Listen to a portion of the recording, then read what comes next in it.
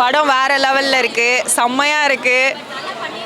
நீங்களாம் யாருமே மூவி பார்க்கலையா? உள்ள பார்த்தீங்கன்னா உங்களுக்கு இன்னும் கொஸ்டின் கேட்க ஈஸியாக இருக்கும் இல்லையா? செம்மையாக இருக்குது, மூவிஸு சூப்பராக வந்திருக்கு. ஐயோ, ஒரு சாங் செம்மையாக இருக்குது. ஃபஸ்ட்டு அதுதான் ரிலீஸ் பண்ணாங்க. தனுஷ் சார் அது எப்படி சொல்கிறது, லாஸ்ட் டைமில் பிளான் பண்ணி மலேசியா போய் எடுத்தாங்க.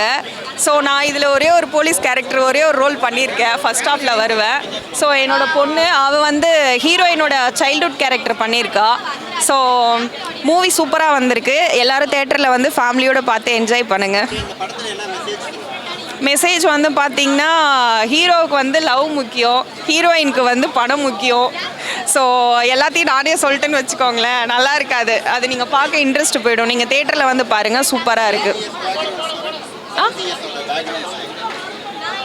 எப்படி சொல்கிறது, நீங்கள் தேட்டரில் வந்து பாருங்களேன், படம் ஃபுல்லாகவே சூப்பராக இருக்கும். எங்கேயுமே போர் அடிக்காது. மியூசிக் நல்லா இருக்குது, சாங்ஸ் நல்லா இருக்குது. ஃபைட் சீன் தான் அருண் விஜய் சார் வேற மாதிரி மிரட்டி விட்டுருக்காரு, சூப்பராக பண்ணியிருக்காரு. 2 கேரக்டருமே அவரோடது ரொம்ப க்யூட்டாக, ஹேண்ட்ஸமாக, ரொம்ப மேன்லியாக பண்ணியிருக்காரு. நல்லா இருக்குது.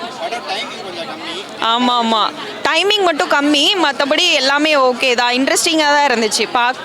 அடுத்தடுத்த சீன் பார்க்கும்போது என்ன வரும் அப்படின்ற மாதிரி தான் இருந்தது. நல்லா இருந்துச்சு. தேட்டரில் வந்து ஃபேமிலியோடு பார்த்து என்ஜாய் பண்ணுங்கள். ஃபைட் சீன்ஸு செம்மையாக இருக்குது. மியூசிக், பிஜிஎம் எல்லாமே நல்லா இருக்குது.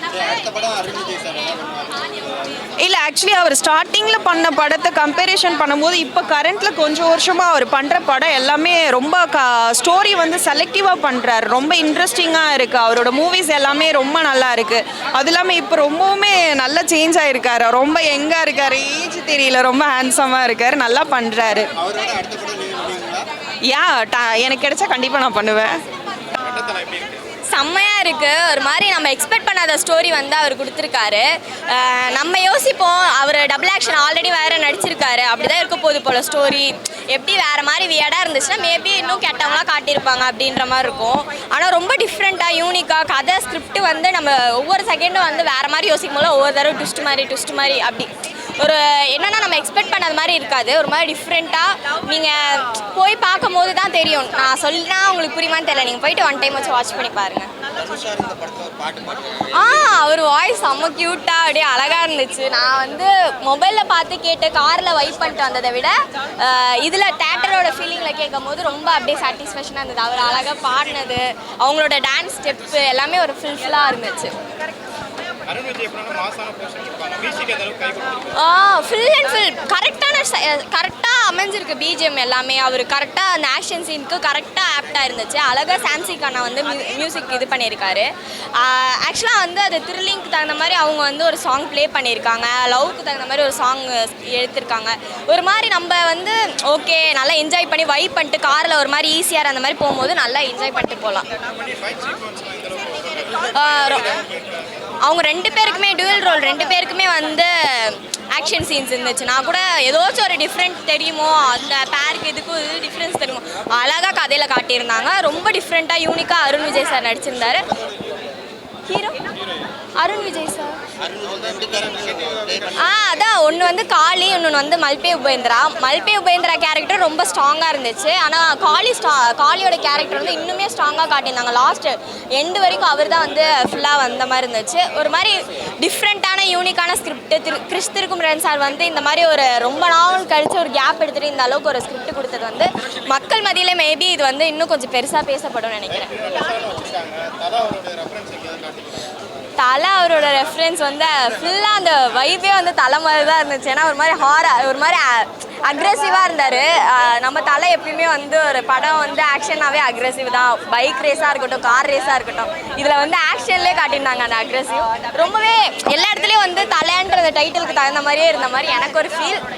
Don't miss it, 1 time watch பண்ணி பாருங்கள். இன்னைக்கு நான் பாடி மகிழ்ந்திடுவேன், என் இயேசுவை துதித்திடுவேன், என் ஜீவிய காலமெல்லாம் அவர் பாதத்தில் பணிந்திடுவேன் அப்படின்னு சொல்லி அவரோட பாதத்தில் ரெட்டத்தலையை நம்ம படத்தை மொத்தமாக வைக்கிறேன். ஏன்னா வீட்டில் இருக்கிற அத்தனை தலைகளும் அவங்க அம்மா கூட எனக்கு ஆசீர்வாதம் கொடுத்தாங்க, அருண் விஜய் அவங்க அம்மா. ஏன்னா அவ்வளோ கஷ்டப்பட்டு இந்த சினிமாவுக்காக தான் புருஷனை காப்பாற்றி இன்றைக்கி பிள்ளையும் வந்து இன்றைக்கி ஒரு ஸ்டாராக பார்த்து அந்த பாயே நடித்த படத்தை அந்த வீட்டில் இருக்கிற மொத்த தலையும் ரெட்டை தலையை படம் பார்த்தாங்க. ஆமாம், ரொம்ப சந்தோஷம். சந்தோஷமாக இருந்துச்சு அவங்க ஃபேமிலியை பார்த்தப்ப. கண்டிப்பாக இந்த படம் அருண் விஜய்க்கு ஒரு மிகப்பெரிய கம்பேக் தான். எப்படி எண்ணெய் எறிந்தால் தலை ஒரு கம்பேக் கொடுத்தாரோ அதே மாதிரி வணங்கானுக்கு எப்படி பேசாமையே ஒரு மனிதனால் நடிக்க முடியும்னு காட்டினாரோ நடிப்போட திரு சக்கரவர்த்தி அப்படின்னு சொல்லணும். அப்படி வந்து இந்த படத்தை சிறப்பாக நடிச்சிருக்கிறாரு.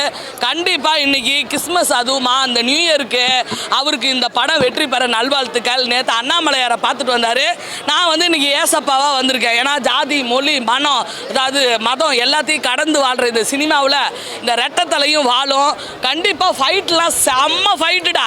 கண்டிப்பாக எனக்கு அப்படியே விஜயகாந்த் சார் பரதனில் அடித்த ஃபைட்டு மாதிரி இருந்துச்சு. எப்படி அவ்வளோ டைட்டாக ஒரு மனிதனால் ஃபைட்டு பண்ண முடியும்னா நம்ம அருண் விஜய் ஃபைட்டுக்கு கண்டிப்பாக ஒரு அவார்டை கொடுத்தே ஆகணும். ஓகேவா இந்த தமிழகம் அப்படின்னு சொல்கிறேன். சாம் சிஎஸ் சூப்பர் மியூசிக்கு. நீ இந்த மியூசிக்கை போடலைன்னா அந்த ஃபைட் இருக்கிற இடம் தெரியாது. அவன் நம்ம தனுசு பாடின அந்த கண்ணம்மா பாட்டு காதில் விழுந்திருக்காது. அதை விட கதையில் என்ன ட்விஸ்ட்டு.